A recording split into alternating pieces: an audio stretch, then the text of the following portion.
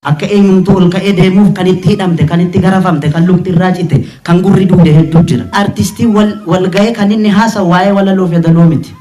Waan na deemaa jiru kan akkamitti ilaalla, akkam goona, akkuma goobanaan saamame sanatti saamamamnoo, saamamne immoo kan duubatti immoo garagallee boonyamoo, waa'ee roorroodhuma iyyaa oollamoo, akkam ta'uudha qaba. Uummanni keenya nu qaba waan ta'eef warri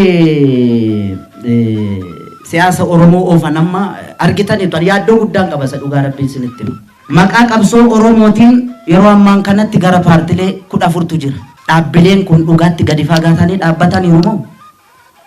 Itti hirkisaan kabaan taatu dhaaba ololaan diigamu gaafa ololli ololame dhaabni tokko bakka 3-4tti cicciree sagalee Oromoo cicciruudha moo?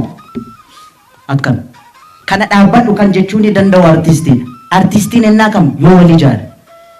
Amma wal ijaaruudhaaf nu hidhuu danda'u, biyyaa nu baasuu danda'u, nu ajjeesuu danda'u, inni sadarkaan sun darbeera.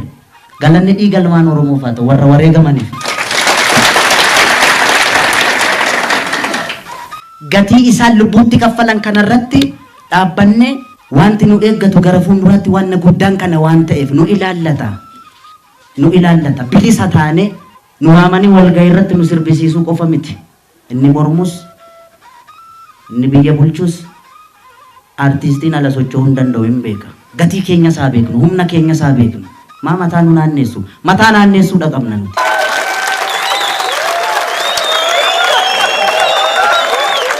Waan biyya keessatti deemaa jiru kana dantaa saba keenya akkaataa kamiin eegsisuu qabna. Dhaloonni kun ispeeshaalii dhaloonni qubee kun misunderstanding guddaan akka itti hin uumamne warra biyya geggeessanis haa ta'u warra maqaa qabsoo Oromootiin qabsaan kana saanduchii taanee guddanne dhaaba lama jidduutti akkasitti ormi nu cuuffachaa baate. Abaawoon asii nu dheebaa, oppiidiyoon asii nu dhiibaa. Yoo biyya keessatti itti taate oppiidiyoon ati jedhamta karaa abaawootiin. Yoo waan Oromoo akka malee dhaadheessite oppiidiyoon abaawoo ta'uun oolu meeqati dhaatti. Kana wallaaltanii kun fagoo miti bardeen gadda. Akka kun hin taanetti ispeeshaalii dhaloota kana akkaataa kamiin artistiin isarraa roorroo dhowwuu danda'a. Biyyattii kana keessatti akka qobaatti hin baane bu'aa nuti finne kanaan akka ormi hin fayyadamne maal gochuudha qabna? Artiin humna qabdi, nuti humna qabna artistoota waan hojjechuu qabnu irratti wal ijaarree wal gorfannee waliin dhaabbanne gochuudhaaf gamanumaan waan xixiqqaa irratti dafnee walii gallee waan gugurdaatti seenuudha qabnan jedha galatooma.